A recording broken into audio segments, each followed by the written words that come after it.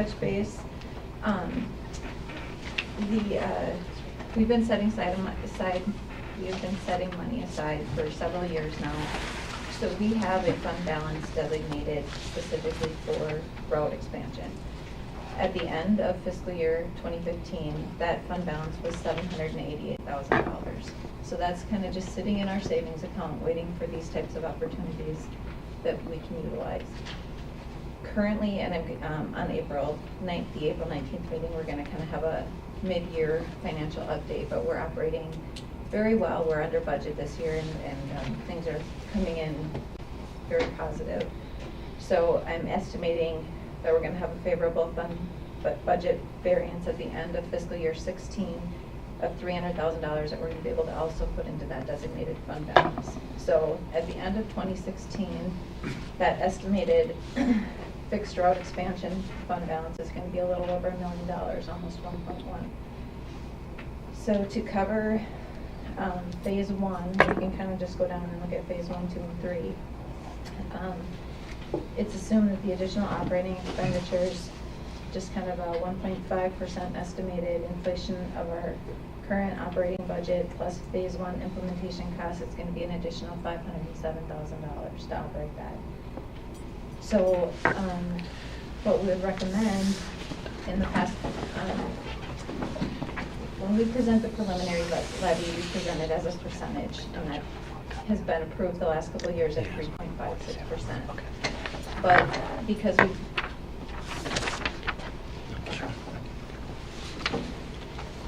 we've been trying to be a little bit more conservative in that, we've actually been budgeting. When we do the preliminary levy, you've approved it at the 3.56%. However, when we do the final levy, we actually do the dollar amount that we need versus the percentage. So, for example, you approved a preliminary levy for 2016 of 3.56%, but our final levy actually came in at 3.29%. So that difference there, we actually decreased the levy by that amount this past year because we didn't need that full percentage. So what I would recommend moving forward for, say, 2017 would be that we would have the final levy actually approved at the 3.56% versus the dollar amount, and estimated based on what the tax valuation was that I just got back from the counties. That would give us an additional $200,000 for next year. So just changing that final approval of the percentage versus the dollar amount. So we have the final levy approved at the 3.56 versus the dollar amount. Does that make sense? Okay. That would be, and then we would use $300,000, a little over $300,000 of the fund balance. In 2018, we would need to increase the levy by 4/100%. So we'd go from 3.56% to 3.6%, would give us about $260,000. And then in addition to that, based on what St. Joe's tax capacity valuation is today, using that same percentage, we would get $122,000 in tax revenue from St. Joe if they would come on board. In addition to that, we would look at increasing fares, approximately $100,000 in fare increase revenues in phase 2, and then with college contracts with St. Ben and St. John's, and that's an approximate number. We'd have to obviously iron that out once we get closer, about $75,000. So that's what that $175 is. And then again, we'd use $381,000 in our fund balance. And then in 2019, we would again have to look at increasing the levy 0.2%. So actually it would be at 3.8%. And then another step into increasing our fares, we'd have to take a look at that, keeping some more fare revenue, and then utilize $263,000 fund balance, the expansion fund balance. So by the end of 2019, we're looking at our fund balance would be down to about $140,000.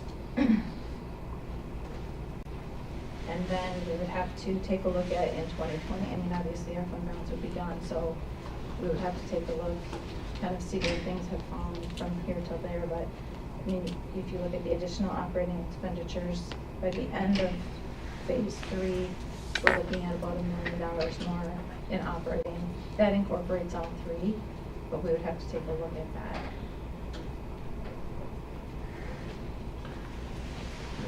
So this plan here just is factoring in and operating.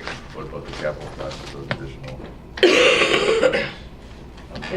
This is, Is that also putting in that? no, this is currently only with the operating. Okay, so what what's it's the, gonna take. what's the additional capital cost and how does that factor in? We would take a look at, we have capital built in. Some of our buses we have currently listed as replacement, but they're all on a schedule, and so rather than replacing them, we would possibly keep them in the fleet for a few more years, maybe not utilize them quite as much, and then rather than replacement buses, they would become expansion buses. The reason I asked that, because I think I had heard Tom say that you need additional buses even for phase one.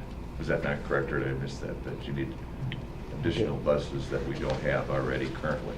So it wouldn't be replacement. I mean, how does that factor in? I mean, is it? Yeah, I right mean, now. I know we've done federal dollars in the past and state. but- Couple things, Commissioners. You know, we do have a couple of additional spare buses that we carried over from our old Gillig fleet that they're runnable for another year or two. That's our backup right now for phase one. We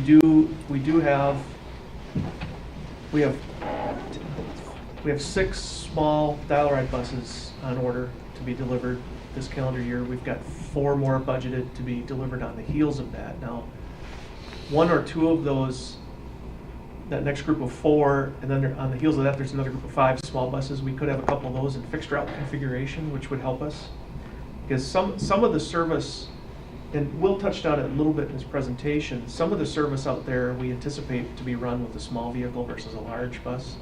Potentially some of the restructuring in Sartell and some of the other that we already run with small buses.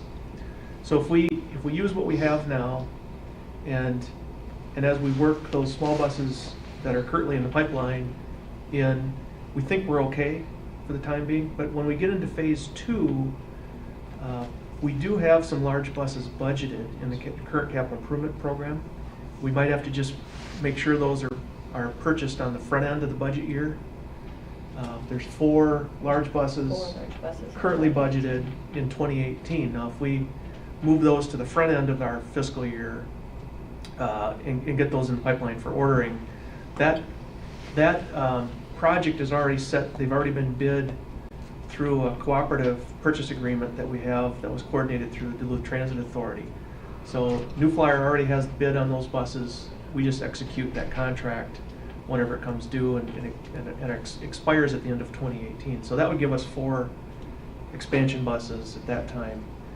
So right now we're thinking we're okay to be able to implement. We're going to run thin, but you know we've got 23 new CNG buses that are reliable, and we'll look for other opportunities to purchase buses, maybe under some other kind of grant opportunities that might face us. We have one right now that we'll talk to you probably more in depth at the April 19th meeting. There's what they call a low-no. It's a low emission, no emission bus program. It's $55 million available nationwide for low emission, no emission vehicles that we as staff were talking about just early this morning, whether or not we would want to participate in that. And we'll bring you that information at the 19th meeting and get some guidance from you if you think it's worthwhile for us to explore that. That would allow us to maybe dabble in a low emission technology type bus. We're talking about maybe looking at electric bus potentially for our fleet. We would be a good candidate system potentially because of our being a compressed natural gas, low emission operator, that we think the FTA might look at us very favorably if we want to look at that. So that could be another expansion vehicle that we would use in our fleet, in the next year or two, potentially. And we've had some preliminary discussion with New Flyer over the last couple of years. They are doing some work on electric bus technology. They haven't released anything commercially yet, but maybe we potentially could partner with them and be a New Flyer customer, or a place for them to test that technology as they get it developed in electric buses. So bottom line, I think we're okay to be able to implement from the fleet capital side. We've got we've got the local share of those capital dollars already budgeted through our capital improvement process. We'll be updating that with you. I don't know if on the 19th, maybe at the May meeting, but I'm hoping April, if not, definitely May, but hoping for April. But, and right, that is in our CIP plan that was approved last year, the 4 buses, large buses for 2018, that's in there. And the numbers that you have here again, maybe I heard that wrong, that does not, or does it assume a fare box increase? Yes, so it will, That's a percentage kind each of like year. like 2 steps, and we'll have to look at that closer, once we figure out, once phase 1 is implemented. But we're looking at, rate increases in phase 2 and phase 3. Mr. Chair, I had a question. Did you take into consideration in this the head count also going up, I would assume, with the levies? I mean, when you figured it out, did you include the head count going up with the levy, with the numbers that you showed us here? The head count? The personnel that you have to hire additional 5 people or whatever you said, Tom? Oh, Is that I in did, here? yes, yes, Okay. yeah, for the drivers. Okay. Yep, that's included in that. I'm only speaking for myself, but I know that there's some other cities involved to my left here that have some very major school district levies, either coming up or that have already been approved. I think Sauk Rapids is going to have one possibly coming too. The levy is really important to me because I can only speak for Sauk Rapids, but we're talking about adding public safety police officers. For each one we add, that's $100,000. I'm really leery of spending too much money because the taxpayers only have so much money to go around. If the city's going to hit them, the school district's going to hit them, MTC's going to hit them. I'd really like to see those numbers as you get past 2019. If you could do some projections out what that does to the levy. I mean, you've done a good job keeping it fairly similar to what it is right now. I mean, it's only gone up, what, 0.2%? I mean, that's great, but I want to see it after the money's gone, Okay. if you could. Yep. Yeah, I would agree too. I'm very concerned with Sauk Rapids' levy. Thank you. Can you help us out? All of Take up a collection. I like and I understand, and maybe this discussion I know we'll have when it comes to budget time too. I like the idea of talking the dollar amount of the levy versus the percentage. I know that's because to me it's much more transparent. It's what we're spending, and I know from a percentage, again, but we'll have that conversation. But you get estimates. You have an idea what the county's going to be, but you won't get the final estimates until after our action is taken. But again, speaking for myself, I just like the idea of knowing what the levy is, so it's a clear indication this is what we're spending, and this is what that value is. Also goes to what we're talking about. And you've done a great job. I mean, the fact that there are dollars in reserves is very helpful. I mean, I don't see without that I couldn't support this, not even close from what if those dollars weren't there. So that's really good. Forward thinking and having that ability to do that. And we're very appreciative of MnDOT's connection with that too, and hopefully the legislature is even kinder and have more opportunity for Greater Minnesota Transit, because I think that's a significant part. We couldn't make any of this operate if it wasn't for that partnership too. So, and we may have in the capital piece. I mean, we still have. We've had some success at the federal level, and if that's something that can help reduce that too. You're right. The pressure on that property tax piece is a challenge, and I think it'll become more and more. It's not going to go away. No. But having said, Joe, add to the share, and they'll be coming in no different than we are. I mean, there's not, they understand that. And what the likely? This is in phase 2. What's the likelihood? I mean, those conversations. I mean, obviously you have a council there that has to make that decision, but. Yeah, we've. Mayor Schultz has been very assertive in really being on the transit bandwagon here with us, and he's really been a strong advocate in City Hall and also with his discussions with the 2 colleges to bring us all to the table, and we appreciate that. there's a little stronger feeling I'm getting from the city, and even looking at the surveys, there's a little more interest than there was 5-6 years ago. 6 years ago when we did the last survey of the community. But again, ultimately, it comes down to the council. All 5 council members have to vote, or at least the majority of them have to vote in favor of joining the commission. At some point, they're going to have to decide. So I think once we get kind of all of our information refined, we'll go meet with the city. We'll bring the colleges back in and sit down and have a little more thorough discussion with them. And we haven't talked finances yet with either the city or the colleges. So now that we've got some service hours plugged in, we know what the costs might be. Now we can sit down and really talk dollars and cents and give them a better idea of what the financial commitment looks like. The mayor was always thinking that he was going to have to budget for it, but I've explained to him that it's not going to come out of the city's budget.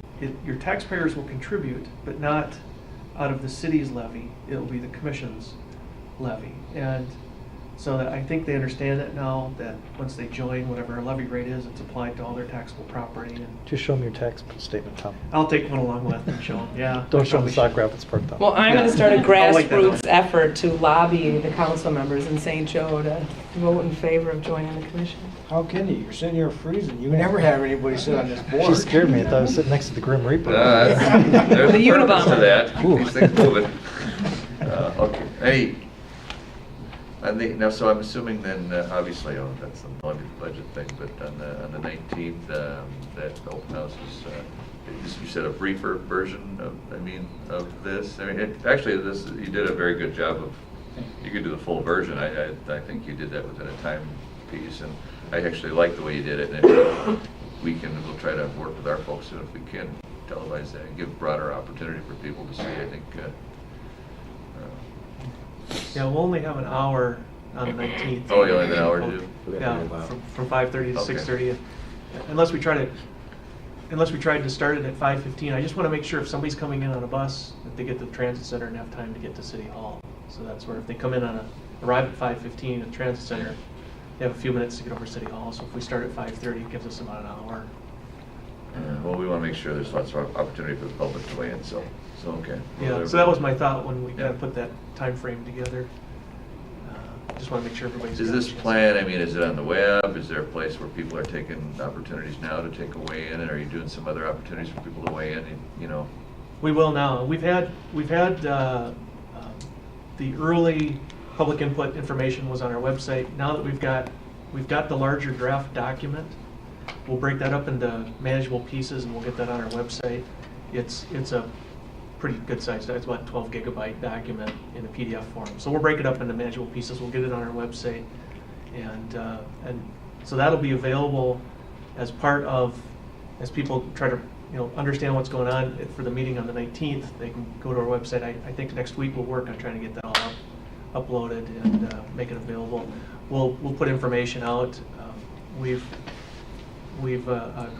brought a consultant, marketing advertising consultant on board to help us with creating an identity to all of this. Yeah, I was wondering So if we'll we're going to roll it get a out. cute name like the last one. Yeah, we'll see what they come up with for us, but we'll get it all out there. Empty wallet. Empty Well, wallet. Whoever Moving forward, empty marketed all wallet. your help wanted ads, that's really clearly, you can't go anywhere without knowing you need drivers. Yeah, no, that's coming too.